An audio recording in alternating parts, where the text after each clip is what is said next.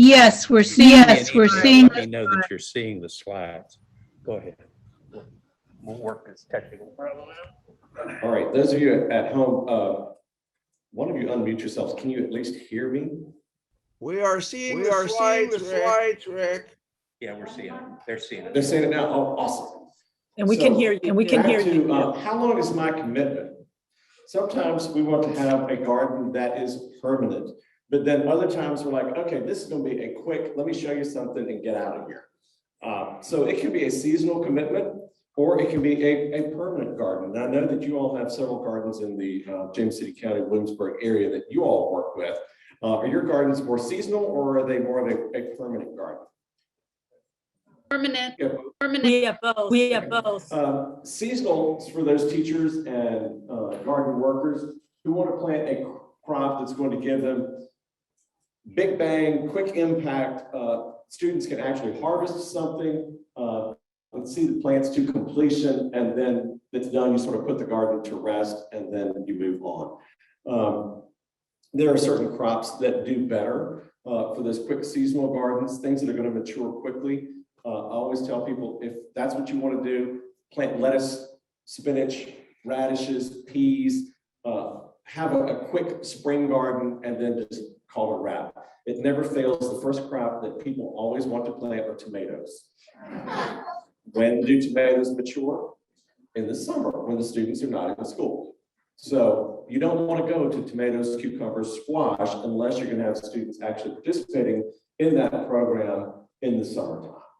So there's a little bit of difference between that seasonal and permanent. Permanent garden, you can also put things in like strawberries and asparagus and other crops that could be more ongoing. You could put in blueberries, blackberries, raspberries, those types of things, if you want to have that permanent garden. Now, I've worked with quite a few schools and helping choose a site for the garden, and it never fails. I arrive and they're like, we think we want to put the garden in this area. So then I start asking questions. How much sunlight do you receive in this area every day? Because you need to have at least 6 hours if you're going to be growing vegetables. You need to have good drainage. Never fails, they're going to have a courtyard in the middle of the school. And they're like, you know, we have a little problem with flooding in this area. Sometimes it doesn't drain real well. I'm like, well, that is not where you want to put a garden. You need to have a water source. I've had plenty of schools like, we want the garden here, and we've met the requirements of sunlight and drainage. And then I say, where's your water source? Well, there's a spigot on the other side of the school.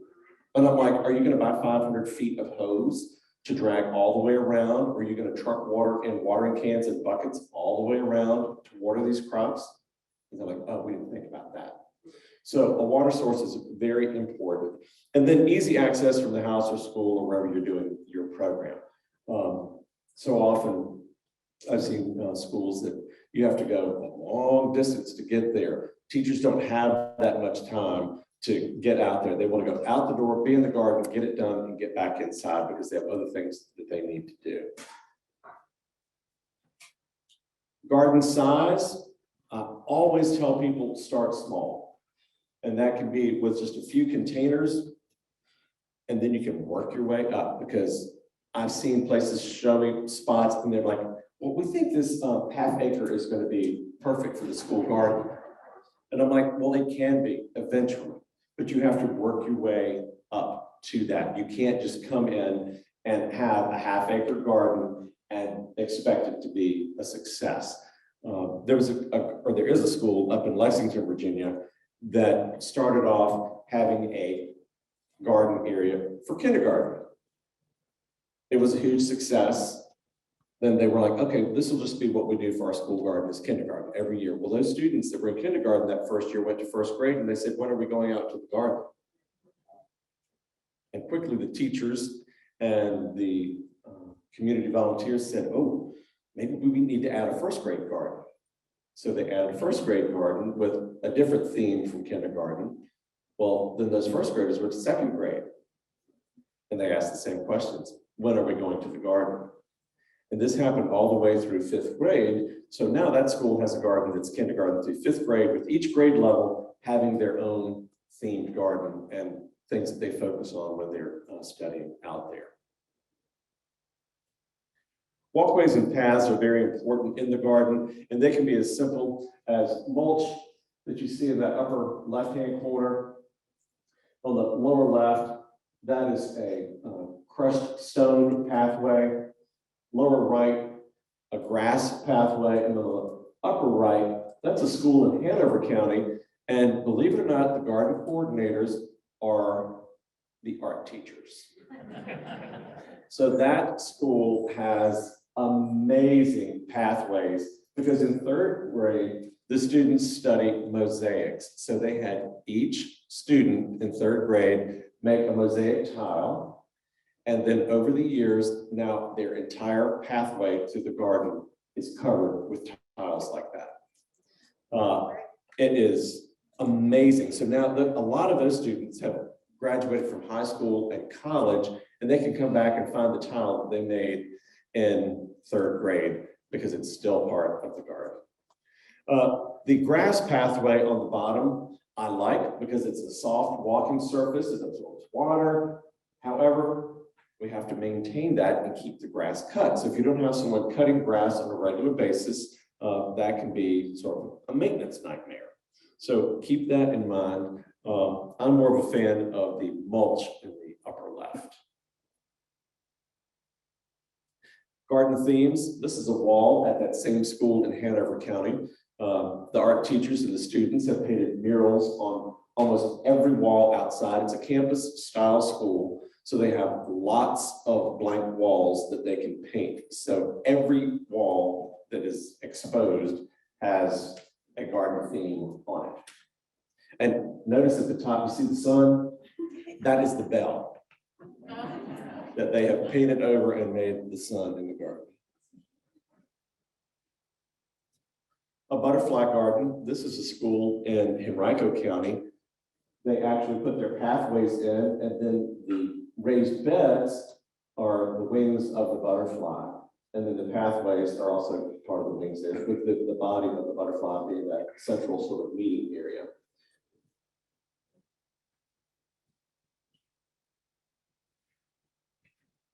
So if you're going to have a butterfly garden, you need to plant the appropriate plants, things that are going to attract butterflies, either for pollen or as a food source for larvae.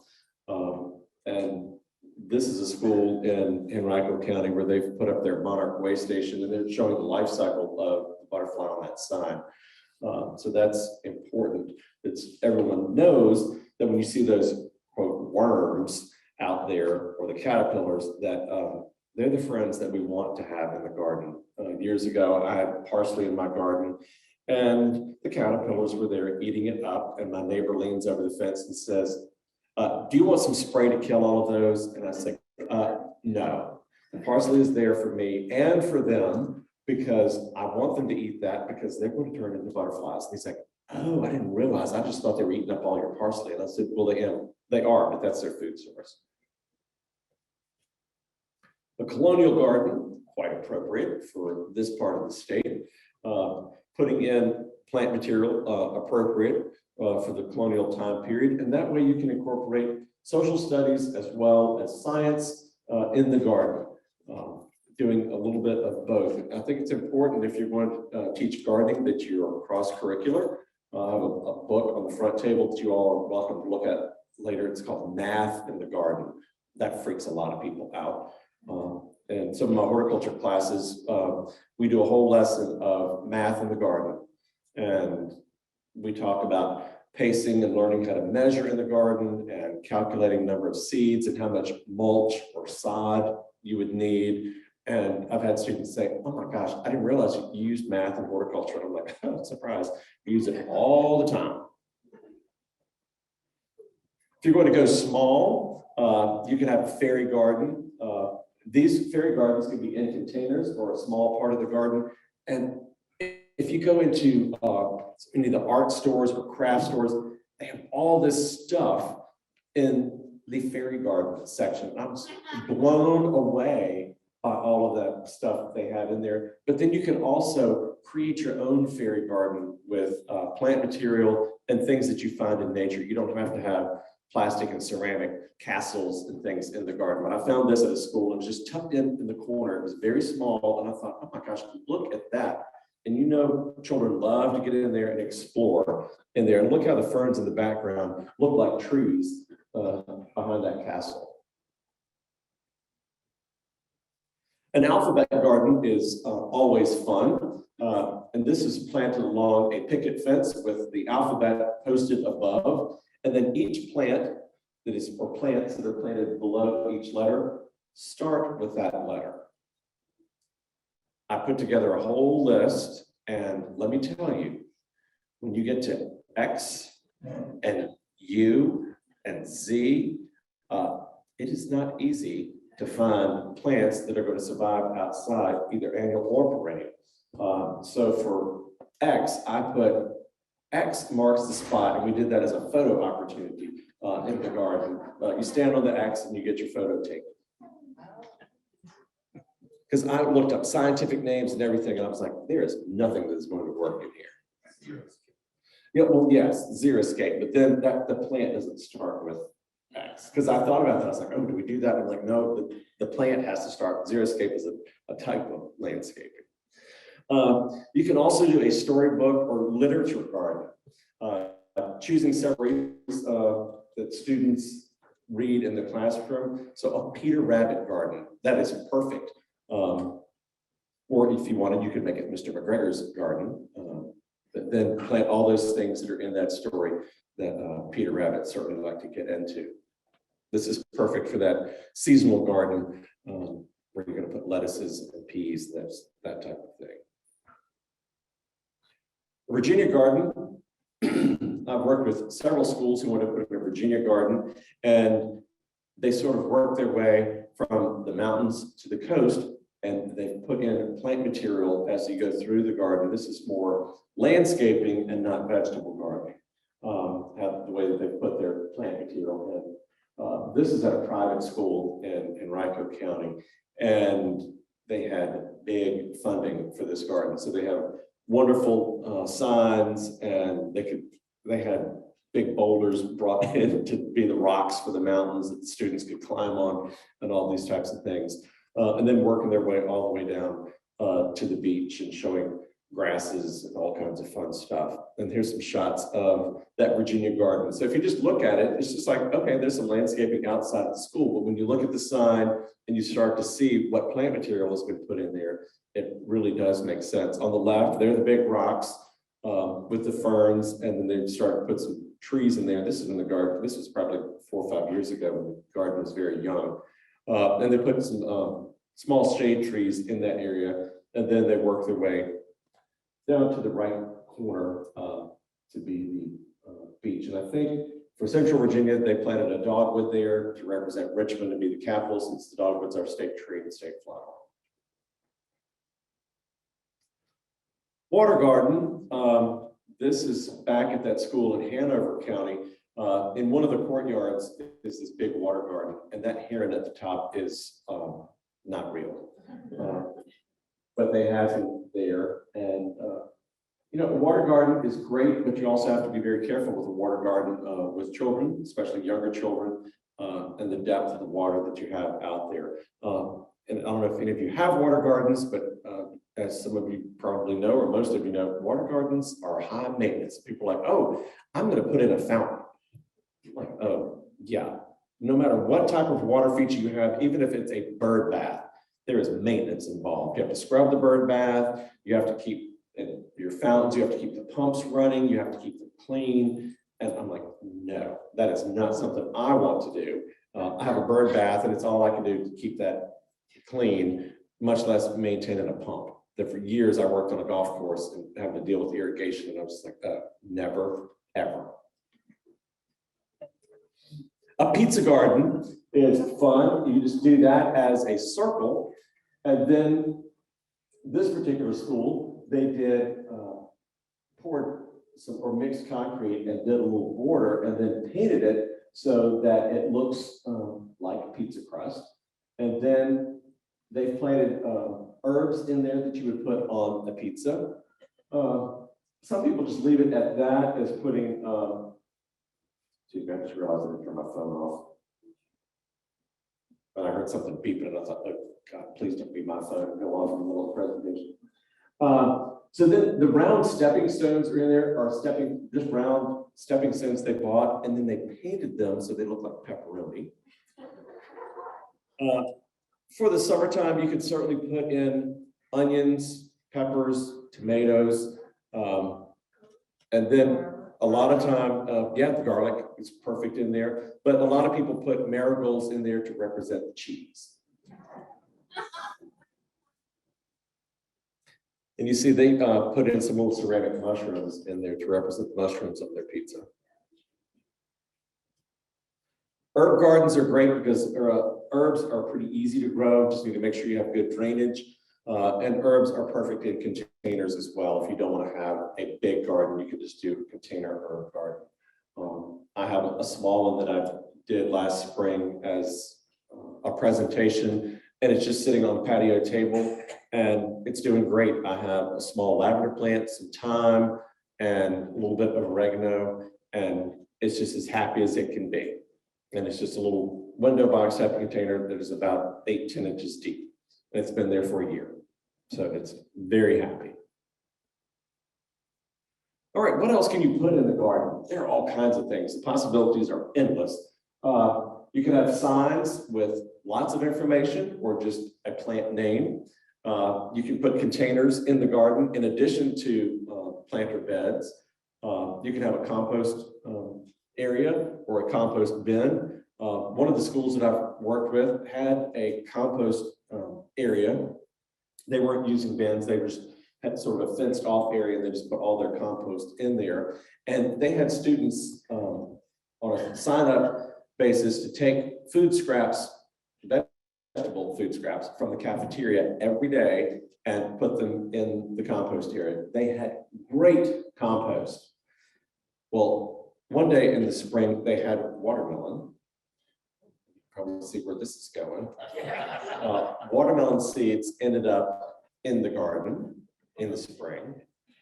Well, the students came back in the fall and the compost pile was covered in watermelon plants with little watermelons. So they let them grow and then they were able to harvest the watermelons out of the compost pile in the fall. So that, they got to see the complete life cycle. They ate the watermelons, put the seeds in the compost pile, and then watched them grow. Tables and seats in the garden are great. I've seen some schools just use chunks of wood and just turn them up on the end. If you've had one school had trees fall down behind the school, they had parent volunteers come in and cut them up into small sections, and they just did sort of a circle in the garden. So they had sort of a stump seating area out in the garden. That was great. Art in the garden, as you saw from that one school in Hanover. And that it's an endless possibility of things you can do from, like we saw, the stepping stones to sculptures to murals on the wall. I think it's neat to have a sundial out there so that students can look at that.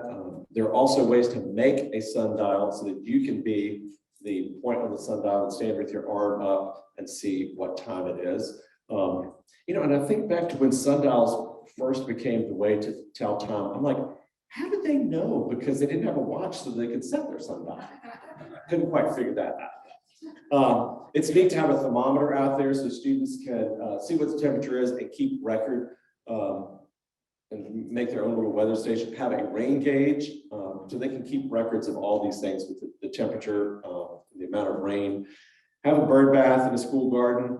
And again, don't forget to keep it clean and keep it filled. A lot of schools have bird feeders and bird houses, and then students are able to record the birds that come to the garden, and a lot of times they can photograph them or do sketches of them and keep records of what birds are there at their school. Garden supplies. This school has a little garden shed. It's not absolutely necessary if you have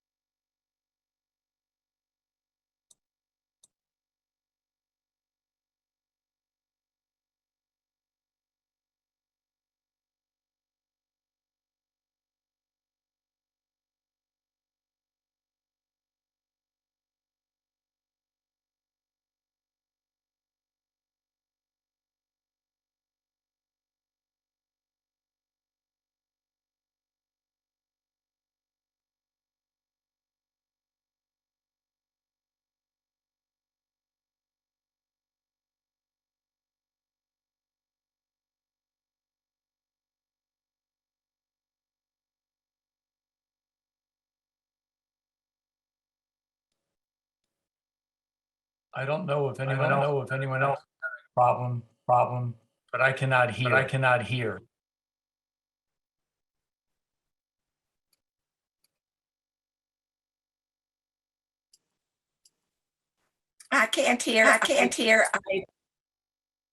I think we all have the problem right now.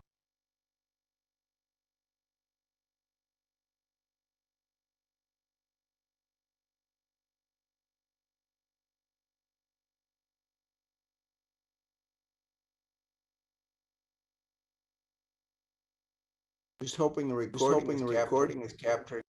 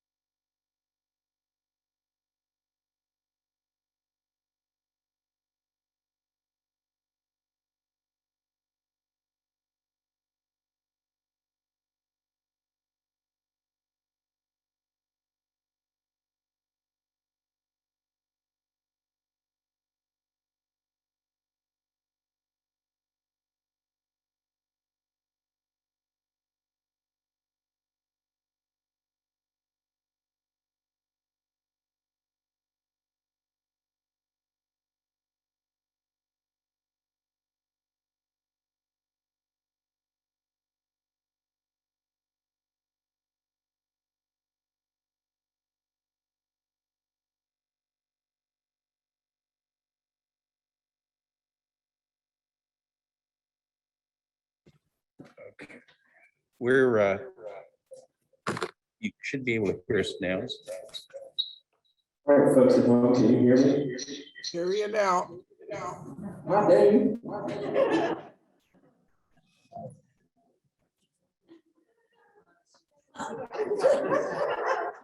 Hey, Like, where is Dave? Dave's like in outer space.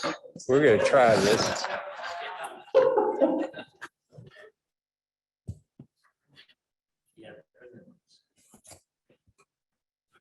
You need the rights. Sure. Okay. I thought maybe this is right as a guy that can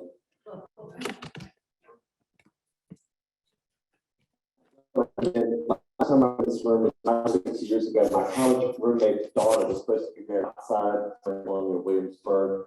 And that week we had a hurricane. And the parents of the bride found out on either Wednesday or Thursday that they weren't going to put up the tent and that the wedding venue was not going to be available. And the wedding was Saturday.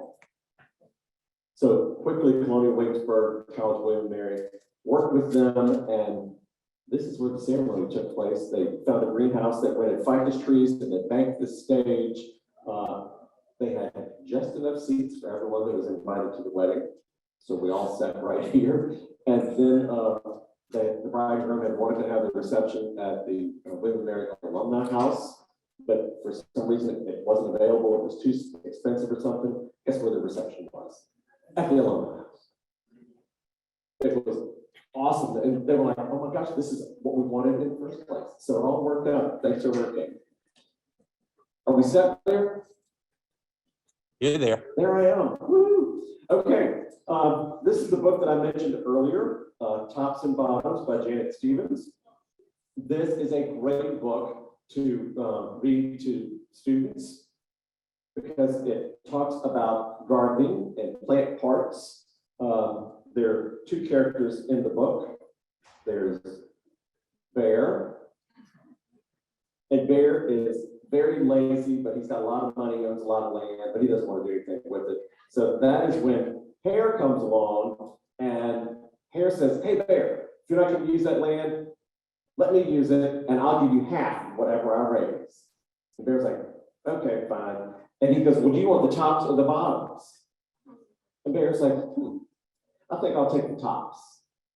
Hare's like, fine, I'll plant my crops. So he goes out and plants, and it's time to harvest, and he pulls everything up, and he takes all the bottoms for himself because he has grown beets and radishes and carrots, and he gives Bear all the tops. And Bear says, that's not fair. And he said, well, you said you wanted the tops, so that's what you got. Bear says, you have to plant it again, and this time I want the bottoms. So he does, and come time for harvest, he has grown all the things that we eat the top of the plant. Lettuce, and cabbage, and all these wonderful things. And Bear's like, okay, you have to do this again, and this time I want the tops and the bottoms. Bear's like, fine, I'll do it again. So this time he's ready for harvest, and he grows corn. So he gives Bear the roots from the bottom, the tassels from the top, and he takes all the ears from the middle. And by this point, Bear is very angry, and Hare has done very well, and he and his family have started a produce stand down the road. And Bear, and the last image in the book is Bear. He's out there with a hoe, his own garden, but he is not a happy gardener. So I have a collection of artificial produce, and I make sure that I have all the produce that's mentioned in the story, but then I throw in a lot of other things that are not in the story. And then I have signs that I've made for the students to see. And then we sort all of these things into tops, middles, and bottoms. Lots of times, elementary school hands are dirty and nasty. And I just say, you tell me where to put it, and I'll put it into the right category. Because I was talking to a kindergarten class one day, and they were all sitting in front of me, and I looked, and half of them had their finger up their nose. And I thought, okay, we are not going to touch my produce today. I will place the produce where it goes, and afterwards the teacher goes, yeah, they're nasty. So that's the way they go. So after after we do that, I collect all the produce back, and you can certainly do this with fresh produce, but I do this program lots of times. So I have my tub of artificial produce. So then we can divide into the basic 6 plant parts: roots, stems, leaves, flowers, fruits, and seeds. This is where you, as master gardeners, need to make sure you do your homework and you know what your plant parts are. Because just because it grows underground doesn't mean it's a root. Prime example, potato. What is it? Who said that? You'll be the first person to get your vote. Tubers, which are fleshy underground stems. And that always freaks teachers out. They're like, oh my gosh, I teach that as a root. I said, we can teach that as a root crop, but it is not a true root when we talk about botany. And they're like, oh. So then they're like, well, what about an onion? I'm like, what is an onion? Oh, a bulb. Who said that? Oh, yay. You get your book next. Your onions are bulbs. If you cut an onion open from the top to the bottom and open it up, you see all those scales. And if you've ever had an onion that you have not cut open soon enough and a leaf starts to grow, and you cut it open, that leaf is attached to those scales. So the bulbs are leaves. The roots are on the bottom of that onion. And that little hard part in the onion that we just cut off and throw away, that's the stem, or the stem material. And if you let that onion go in the garden, a flower is going to end up on the top of that leaf. So that freaks teachers out too. They're like, oh my gosh, I've been teaching this all wrong. And one day I was with a first grade class, and I had all my artificial produce out there, and I had some artificial green beans that had not been shelled, and I was ready to put that in the seed category. And this little boy raised his hand and he said, you just said that the fruit was the fleshy part of the plant that holds the seeds. And aren't the seeds inside those? So I just learned myself a little lesson right there from a first grader. And I was like, oh, I guess at this point, we do have to put those into the fruit category instead of the seed category because we're eating the whole thing. And he's like, that's what I thought. And I was like, okay, there we go. And then I had corn. And I said, okay, we don't eat all of the corn parts. We just eat these little yellow things, the kernels. And I said, they are the seeds. And I was like, got through first grade with that one. But then there, all those different things, you just have to make sure you know what part you're teaching. Now, some of our state standards, they don't teach it 100% correctly. So if they're saying that celery is a stem, you just go along with it. Celery is a petiole, it's a leaf stem, just like rhubarb, we eat the petiole. But they teach that as stems, and I'm like, okay, I'll just play along with you and let that happen.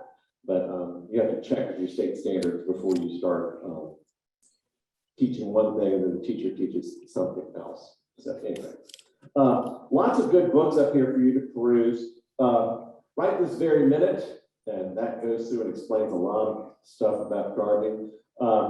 This one, Who Grew My Soup? And this is a fun one to have. Then there are lots of books out there with garden projects for students. The gardening book, and this is just lots of ideas for garden projects. There are some great books out there. Life cycle books from seed to sunflower is just one. This Lois Ellert book, she has lots of books out there, great illustrations. This is Growing Vegetable Soup. And the graphics in here are great. There's bold, colorful graphics in there. So Lois Ellert is a great children's author to follow. My favorite book for fall is called Pumpkin Circle. It's the pumpkin life cycle, going from seed to jack-o'-lantern. Sharon Lovejoy is another children's author, Sunflower Houses, and she has multiple books out. How to Grow a School Garden, a little bit more involved version than the book that I have for each of you. Then there are simple little books, From Seed to Plant. And here's that Math in the Garden book that I was telling you about. So if you're that math person and you really want to teach a math lesson in the garden, there's some great things in here. So make sure you pick that up and check it out. Eric Carle, another great children's author, and this is one of my favorite books of his, The Very Hungry Caterpillar. So this is a great one for preschool and kindergarten for them to see that. And then PB&J, hooray! PB&J is one of our Ag in the Classroom books of the year that we have recommended and have volunteers go out to the community to read to students. We have a book of the year each year for Ag in the Classroom. And then we put a lesson plan pack together with it. So PB&J was our book for last year. Even though people weren't going to the classrooms, they were able to read online and share with students. But PB&J is a book that talks about harvesting grapes and making jelly, and harvesting peanuts and making peanut butter. So lots of information. And I threw this cup in last night as I was packing my bags. Same small containers. I mentioned the cat food cans, the tuna cans, little plastic cups, because sometimes out in the garden, we want them to focus on small things, whether they're going to collect seeds, whether they're going to pick up rocks, they're going to get earthworms. Having a small container they can put things in. Sometimes the small cans, if they have a sharp edge, you have to be careful about that. So little plastic containers, rather than throwing them in the recycle bin, save those. Sometimes people come in my studio and think that I'm a hoarder because I have, shelves with stuff. And they're like, oh, what are you doing with all that? I'm like, save it for a garden program at some point.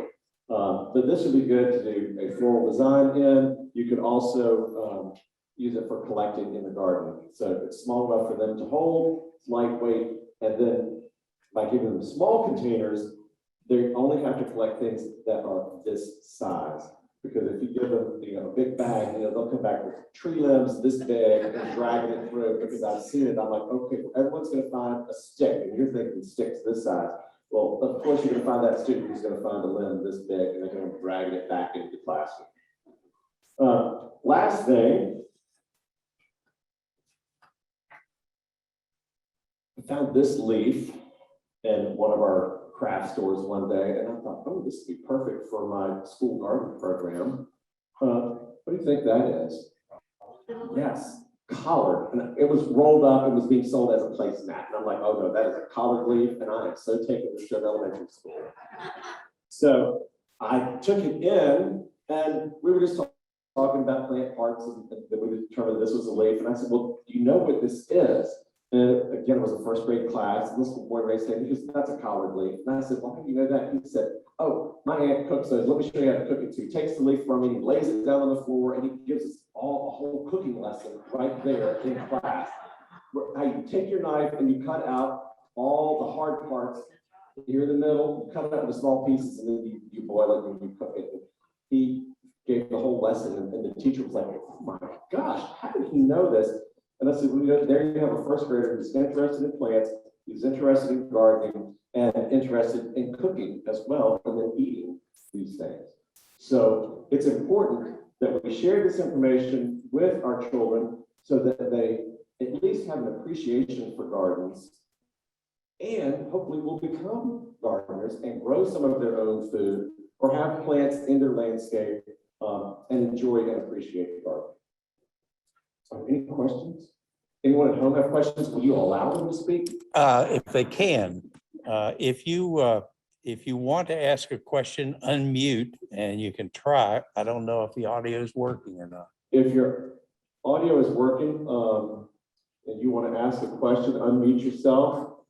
I don't know if you're able to type into a chat box or not, and we can see your question. We've got, we have some chat. Rick? This is Sue Carlisle. Can I you? love that we can see all of you on the big screen.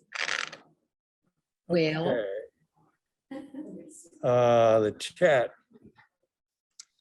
I'm gonna chat. No questions there at the end. Yes. And any questions in here before I collect your cards and give you the books? Yes.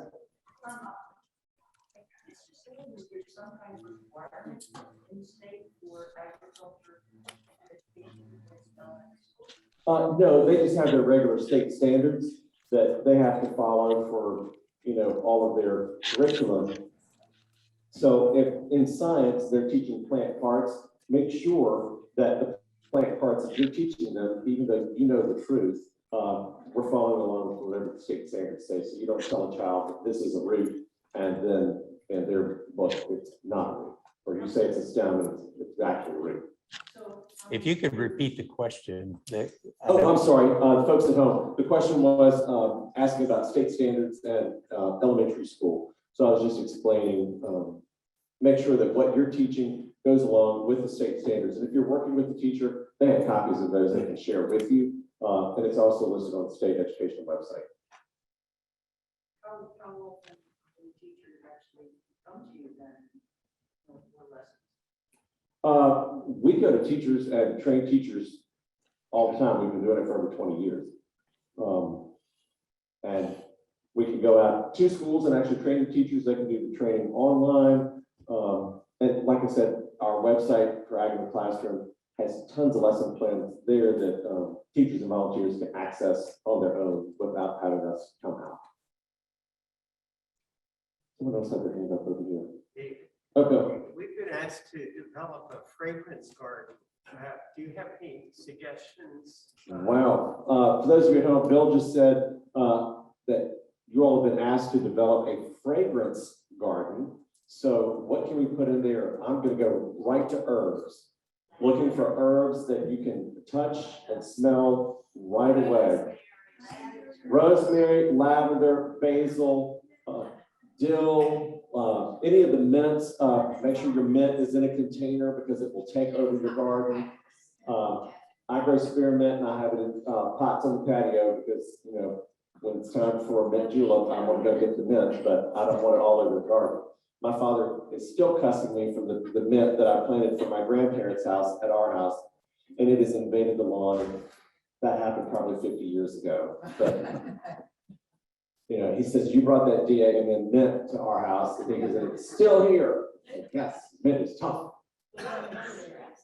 Yeah, so it does smell good. Yes, ma'am.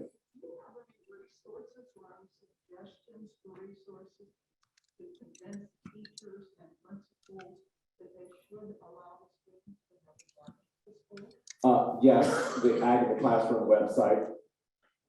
Go straight there, gather your ammunition, and go. Because when you say to them that less than 2% of the U.S. population lives on a farm, and our students don't know where their food comes from, it doesn't magically appear in a grocery store, and you want them to understand and have an appreciation where that food comes from, that yes, we need to show them how plants grow and how we harvest those plants and actually eat them. And that can be done with one crop or multiple crops there in the garden. But when they see lettuce growing and it's not in a plastic bag already cut up, that it makes it real for them. I think we had a chat question. Okay.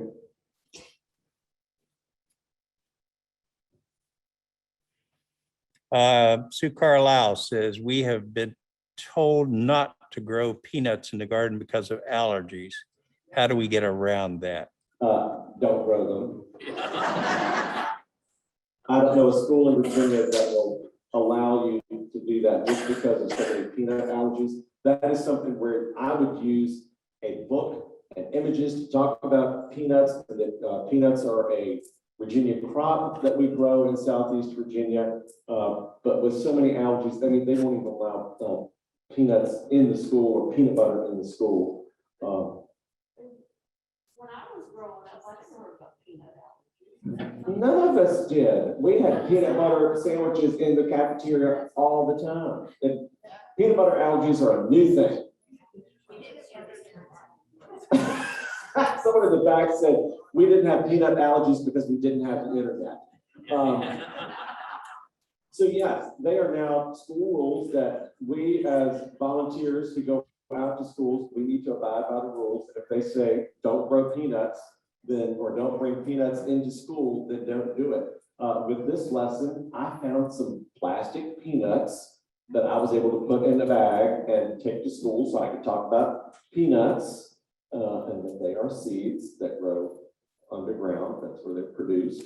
And, you know, whenever I bring that bag out, you know, teachers and students freak out that I have peanuts in the classroom. I said, they are plastic. I will tell you straight up front, they are plastic so you can see them. So look for artificial or just have images of, so you can talk about them, they know where they come from and how peanut butter is made. But I would not plant them at school. Because it just needs one child who's allergic and has a reaction, and then we're to blame for it. Anybody else at home? Y'all have behaved yourselves by keeping yourselves muted. Thank you. And the audience has behaved as well. Anyone else have a question before we wrap it up? Yes, sir. Not really a question, I just have to say, I'm truly disappointed in something. And that's the fact that I was looking for some edge of the seat reading tonight, and you gave away the whole plot on tops and bottoms. For those of you at home, he said he was looking for edge of the seat readings tonight, and I gave away the plot to tops and bottoms. But it's still a great book. If you have children, grandchildren, Tops and Bottoms is a great book for them. I mean, it's a good read along. There are great images in that book. So it is a good one to have. When my nieces and nephews were very little, I gave books as birthday and Christmas presents. And I remember one time my niece picked up the package and she goes, "Oh, I know this is from Uncle David." And I said, "How do you know that?" And she felt it and she goes, "Because it's a book."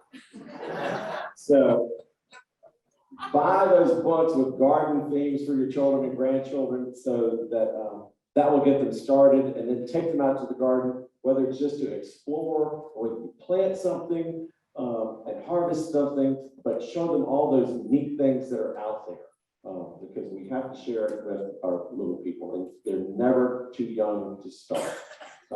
My friend Jane Taylor, who was a horticulture professor at Michigan State University, and she was a great cheerleader for gardening with children. She said, start with the babies. Don't wait to teach horticulture and gardening in high school. It's too late. Start with the babies. So get them out of the garden when they're little and let them smell the flowers, smell the herbs, see the butterflies and the worms, because it's never too young to start. And it will stay. So have fun, enjoy gardening. I will come around and bring the books up to you. You can pass your cards down to the end of the aisle. I'll collect those because I know that you're all going to take a break in a few minutes, and then you have a business meeting. So thank you so much. Happy to be here.